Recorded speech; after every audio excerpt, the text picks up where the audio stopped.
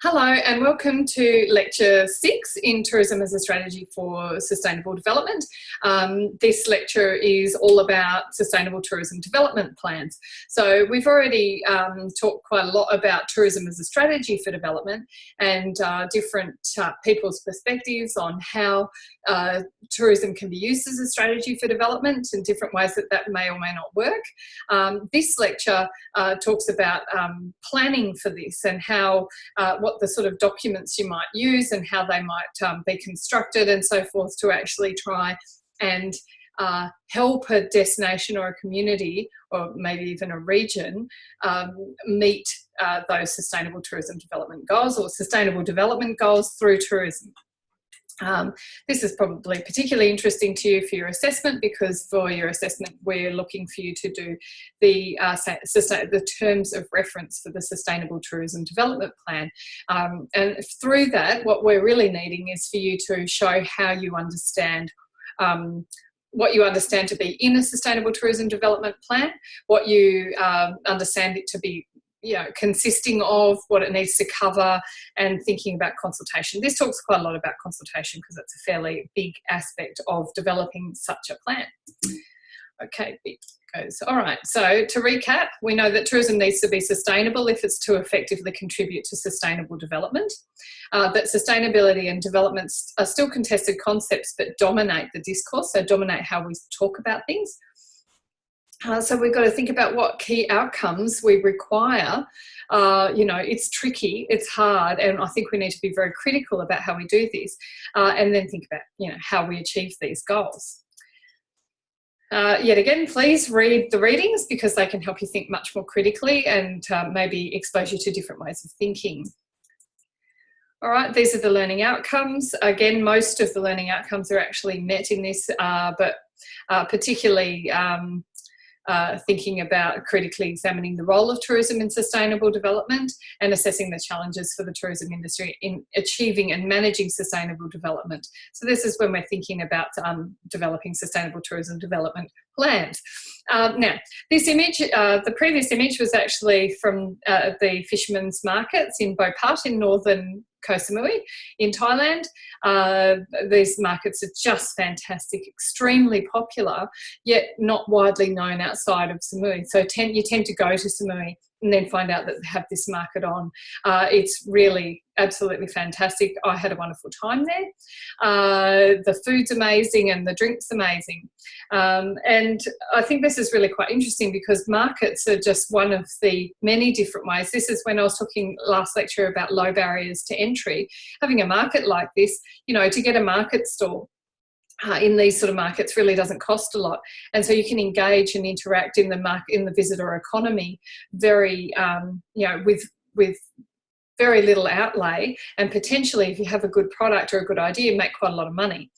So this is one example of how local markets in particular, local art, local street food, those sort of things are ways that you can actually and transport as well, are ways that tourism can be used as a strategy for development for the least privileged in the community. This is, I want to say Chaweng Beach. Is it Chaweng? One's in, I think it's Chaweng Beach. One's in Phuket and one's in Samui, and I always get them mixed up. I think this is Chaweng Beach. So this is what Chaweng Beach looks like at the moment. The actual beach is over. It's not like Australia where you have all the developments of tastefully arranged around some urban design. This is just people owning all of the waterfront, different hotels and resorts owning different patches of waterfront, and therefore not having major thoroughfares through there other than people wandering through their businesses. And up here, this is where the action happens, and this is development. This is tourism development. This could be Kuta in Bali, it could be Vietnam, it could be, although I don't think they have Macca's in Vietnam yet, or it could be, it's Thailand. So, just thinking about what development means and what development looks like, I find that actually quite a fun and exciting place to visit, but it's not exactly what they sell in the marketplace when you're looking at, a pristine waterway with gorgeous deck chairs and things like that. Okay, sustainable tourism development plans. look, I'll talk firstly about the scales of planning, because that's really important. Thinking about, when you're thinking about writing a sustainable tourism development plan, you need to be really specific about what it applies to, who it applies to, what community, where the edges are, who it doesn't apply to potentially. I'll give you some examples of sustainable tourism development plans, and then look at the key elements of a sustainable tourism development plan. We'll then think about some engagement strategies in developing a plan, and then think about the implementation and use. Okay, so thinking about scales, a sustainable tourism development plan is a way of achieving or moving towards sustainable tourism outcomes. So obviously you're going to need some goals and ideas, and you want to base them in sort of existing literature, such as the 5 pillars of sustainable tourism or some of the other ones that we've discussed. The sort of scales that are quite common are things like international, national, regional, local, or organisational even, and that could be across a number of different properties for an organisation, or in fact just one. Principles draw from sustainability theories, but how to achieve them can be very different, and people's perspectives on how they should be achieved are also very different. And of course, the most important thing is who should create these plans. Where does this information come from? How do we decide? Is it all the big business people in town? Is it a mixture of big business and small business, which may result in nothing ever happening because people can't agree? Is it only about small business, but then the big business is pretty important? So what about those? What about the politicians? Is it really just them who does it? Who is it that sets these? Is it an international agency that comes in and says you have to have one, and nobody really notices it or listens to it anyway? Obviously, you know, it's a complete waste of time doing something like this if people are not going to live by it or use it as a way of making changes in a positive way. So you want to really make sure that you've got the right agencies brought in, have the right power structures on your side, I guess, or involved in a way that are committed to actually making it happen. So back to sustainable development theory, we know this. Okay, this is often this is used almost all the time as a way of structuring reports or plans or strategies. You know, first we're going to look at the economy, then we're going to look at people, then we're going to look at the environment, or one way or the other. And so you break things out. When you're doing a sustainable tourism development plan, that's often the way things are. And that's how I've recommended, if you're doing your terms of reference in a group, I have recommended that you might break your group into 3 and give each person a job to do one of those, to think about one of those in terms of your plan. Okay, reminding you again of the Sustainable Development Goals. So there's 17 of those. So there's all these different ways that you could structure your plan to make sure that it addresses things in a sustainable way. And you could also think about the 5 pillars of sustainable tourism development as well. The Queensland Tourism Strategy in 2006, this is one example. So this is their plan. So they've got the destination management planning. They usually start at the top of these things. So cyclical things are always a little bit tricky to understand, but you start by analysing the global operating environment. So thinking about how you stand compared to your competitors. What is it that you have that others don't have? So that's analysing the situation in the destination. Defining the vision for the destination and identifying key strategic values. Identifying strategies that will contribute to the achievement of the vision. Implementing the strategies, monitoring and evaluating performance. So you're implementing the strategies, so you come up with the stuff, you identify the strategies, then you make it happen, and then you look back and see whether you made it happen well or not, whether it's working, whether it's achieving any goals or not, whether people are on board or not, and then that feeds into analysing. And so this is a continual sort of thing. So you sort of try and do it as a strategy, and usually most strategies will then talk about measuring these things to feed into a next strategy in 5 or 10 years' time. And you can have a look at this all on online too. Okay, Sustainable Tourism Online has a list of different ways that you can do a sustainable tourism development plan. They say that strategic destination planning is a cyclical process that requires ongoing monitoring and review and the flexibility to adapt to changing conditions. So that's, you know, obviously building in resilience too to what you're doing. So this is very similar to what we were just looking at for the Queensland tourism strategy. They have this list that they reckon you should have in a sustainable tourism development plan, a situation analysis similar to the other. So thinking about visitor markets, operating environment, resource capacity, existing products and experiences, and statutory and planning environment. A collaborative process. It should be engaging a wide range of stakeholders who provide input. Yep, okay.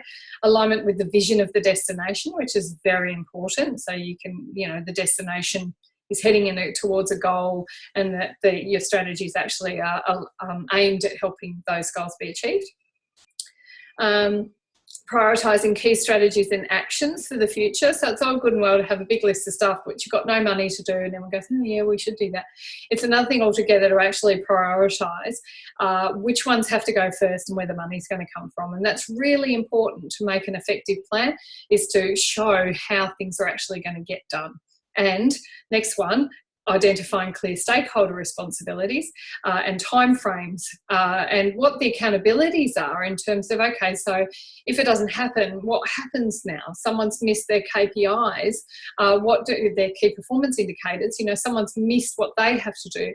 What does that mean, you know? And so how do we move forward? So there's accountability for getting things done. Establishing clear goals and measures for achieving the vision. Regular review and monitoring, and being developed as a living document that can be adapted and updated if required. Okay, so the Australian government has put out this handbook. You can download it off Moodle, or you can have a look at environment.gov.au, the steps to sustainable tourism. So this is planning a sustainable future for tourism, heritage and the environment. So this is another way, and the reason I'm telling you this is because you can probably see there's some really key common things. So there's some things you can be a bit creative about in a sustainable tourism development plan and go, oh yeah, we should do this or that. There are other things that everybody says you just must have, okay? And you should be able to pick out some real similarities between, you know, the Queensland tourism strategy, sustainable tourism online, and the steps to sustainable tourism. I think there's others after this as well. This one goes for a while though. Okay, so the 10 steps to sustainable tourism, they say, go like this. What do we want to do? Who is or could be or needs to be involved? So identifying key stakeholders. What is known? So a situation analysis, understanding the situation, both about the destination and also about the environment in which it operates. Thinking about what makes the region special and the products it offers. Thinking about the issues that are maybe stopping people from making the most of these things that are making the region special, analysing the issues, thinking about how they could be fixed, coming up with some step 7, principles or objectives to guide action, step 8, thinking about ideas and options on how to develop to help make the place or region or product special, then think about, you know, how to do it, and then the state. So what the ideas and options are, and then think about how it can actually be done, like an implementation plan. And that includes accountabilities and timeframes and things like that. And step 10, a statement of directions. Obviously, just keep feeding in iteratively. So step 1, what do we want to do? We set an aim for the plan to achieve. So we want to, for example, get more yield from our tourists rather than, you know, we could say we just want more tourists. We have an aim to receive more than 3 million tourists in the next 5 years or something like that. Or it could be we actually don't necessarily want to achieve more tourists. We want to achieve more length of stay, more value from the tourists we have. It could be that we want to increase our European market whilst everyone else is going after the Chinese. Maybe we could make the Germans feel a bit more loved. Things like that. Okay, step 2, who could or should be involved? So consider the stakeholders. We'll look at stakeholder theory and consultation process that feeds into all of the other steps. Okay, so just a brief foray out into stakeholder theory. Stakeholder theory comes, it was kind of born, there's lots of places it was probably born from, but Sherry Arnstein in 1969 did a fairly seminal article that talked about the ladder of citizen participation. All right, she said she worked for forestry in the United States and they were interested in their forest management, natural resource management kind of stuff. She said that there was non-participation, which was basically just making people think that they were involved and they weren't, manipulation mostly. Degrees of tokenism, so informing consultation implications, so we're just letting you know sort of thing. And a lot of consultation in Australia falls within these degrees of tokenism. Then degrees of citizen power. So this is where partnerships are delegated power or citizen control. Of course, citizen control has its own problems and structural issues, so not everybody really wants to go there. She just showed that these are the different steps. Okay, Davidson introduced this idea of a wheel. So Davidson sort of suggested that you can empower, inform, participate and consult. So there's different, what started happening was became quite evident that you just couldn't partner with everybody. You didn't even want to empower everybody. What you had to do is figure out who needed to be empowered, who just wanted to be informed, I'd just like to know what's going on, who would like to participate in the decision making, and who would like to be consulted, just asked for their opinion. So different people, customer care, limited consultation, advisory bodies, different types of engagement that was started to realise were really important for different types of people and what their level of interest was. Bishop came up with this idea of the sort of inform, which is providing stakeholders with information to assist them in understanding the issues. Consult, which is obtaining feedback on analysis, options and decisions. Involve, which is working directly with stakeholders through the process to ensure that issues and concerns are consistently understood and considered. Collaborate, partner with stakeholders in each aspect of the decision, including the development of options. And then empower, final decision lies with the stakeholders. So this is a handy kind of scale of participation, I find. Tasmanian Parks and Wildlife came up with this one and I love it, it's really good. So this is basically it's talking about the impact of the stakeholder involved, so the influence basically versus the interest level of the stakeholder. So if a stakeholder, someone who you need to consult with has a lot of influence but isn't that interested, what have we got? Lots of influence but no interest or stake, they are priority B. Careful monitoring and management is desirable as these individuals or groups may pose a significant risk to the project. So as long as they're happy and they feel like they're involved, they're probably fine. The aim is to provide good information flow about process and progress. If you've got significant influence and significant stake, you're an A1 priority stakeholder. Okay, so the aim in your consultation with them is to provide collaborative decision making and implementation processes. Yeah, so these are the people that you've really got to put your effort into. If you've got no influence and no interest, provide timely information about decisions made. So they're still a stakeholder or it's unknown, they're a priority C. And no influence but significant interest. The aim for the consultation there is to provide consultative opportunities to identify interests and concerns in a safe environment. Yep. So I love this grid. I think it's really good at explaining how you should organise your engagement. Okay, so we've got engagement. All right, here we go. Yep. So informing. So we talk about informing, consultation, and then collaboration. Yep. So for engagement, this all comes from Tasmanian Parks and Wildlife. I used to work for them for a long time ago, and I found it to be really quite valuable how they use it. Other people use other things, but it's all based on very similar kind of stuff. informing, the core values of informing people is that the information needs to be accurate, complete and unambiguous. It needs to be accessible and it needs to be on time, okay, within a time frame that's relevant to the decision. Yeah. For consulting, the core values are that there's clear boundaries so people understand that a final decision will be made by someone other than them, that they only have, so that people understand where their influence lies, that there's open listening and there's a commitment to providing feedback. So if people are giving you time to give you their opinion and thoughts, that you need to give them the respect of feedback and understanding, them understanding how what they said influenced the final decisions and so forth. Collaboration, so this is going up in citizen power. We're starting to get people who are actually really engaged and empowered in the situation. The core values are full participation. All members are encouraged to speak up and contribute what's on their mind. There's mutual understanding. They seek to reach a sustainable agreement through understanding and accepting one another's needs and goals. They have inclusive solutions that emerge from the integration of perspectives and needs, and they have shared responsibility. So if it all goes belly up, it's shared responsibility as much as if it goes swimmingly well. Now, there's a number of different techniques that you can use for consultation, all right? For consultation, often an information hotline, interviews with stakeholders, in-person surveys with standardised questionnaires, response sheets. You can see there's a long list, focus groups, stakeholder forums, tours for stakeholders to sort of give people an understanding of what you're talking about, inviting written comment, public meetings, lots.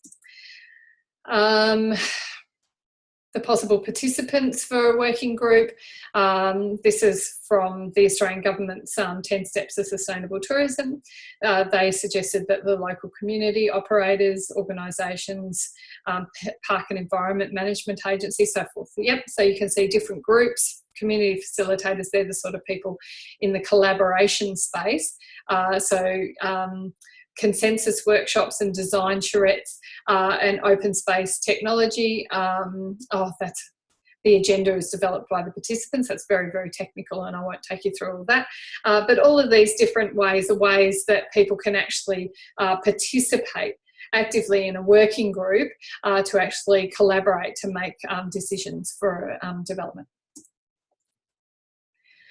Okay, so Bahalis, Demetrius, he put through a suggested dynamic wheel of tourism stakeholders. So he suggested key people that should be involved in tourism, in decision making. So the interests and benefits and thinking about whose responsibilities are what. He was saying that the people that need to be engaged and consulted with are host population, tourists, public sector and government, tour operators and tourism enterprises. He hasn't, the host population, I guess you could break that down into interest groups and environmental groups and so forth. I think there's probably a lot of extra stuff below that that you should probably think about. As the Australian Government's talking about visitors, operators, tourism organisations, environment and park management agencies, cultural heritage agencies, Indigenous people. So Indigenous people are part of the host population. So they kind of map across to each other, but this is slightly more detailed, I'd say. Okay, so step 3, we've thought about stakeholder theory and how we prioritise people's as stakeholders.